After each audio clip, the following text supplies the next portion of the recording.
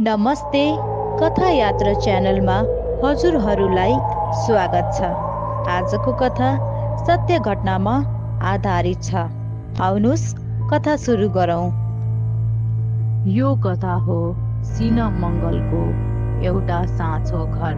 यही घरमा वर्षौं अगाडि भएको आत्महत्या अहिलेसम्म पनि सम्झना साथ शरीर चिसो हुन्छ। तर त्यो आत्महत्या थियो कि केही अरू? यो कथा भनेपछि तपाईँले बत्ती निभाएर सुत्न सक्नुहुन्न। वर्ष 2057। युवा आकाश काठमाडौँमा पढ्न आएको थियो। उसले सिनमङ्गलमा सस्तो कोठा भाडामा लियो। घर पुरानो थियो, 3 तल्ले। माथिल्लो तलामा कहिले कोही बस्थेन। घरधनी बुढी आमा थिइन्, जसको अनुहार सधैँ गम्भीर।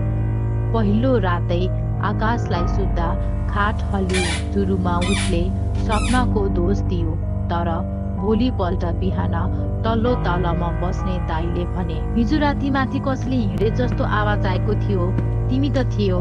आकाशले मुस्कुराउँदै टारे, तर उसलाई राति कसैले उसको कानमा फुसफुसाएको महसुस भएको थियो।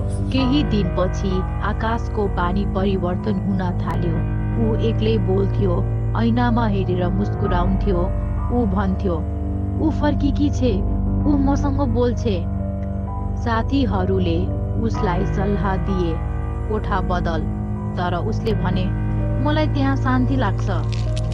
एक रात ठ्याक्कै 12 बजेको समयमा एकजना छिमेकीले आकाशको कोठाबाट चिच्चाएको आवाज सुने। उनी दौडिएर गएका, तर ढोकाभित्रबाट लक थियो। पुलिस बोलाइयो।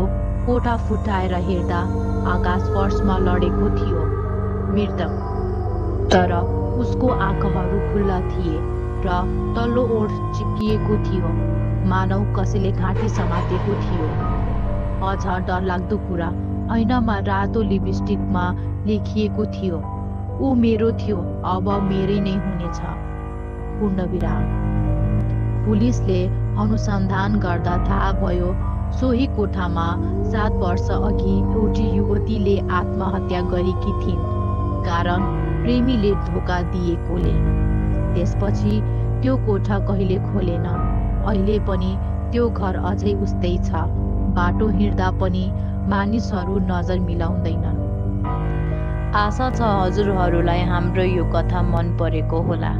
मन परेको भए हाम्रो च्यानललाई प्लिज लाइक, कमेन्ट, सेयर अनि सब्सक्राइब गरिदिन नभुलिदिनुहोला।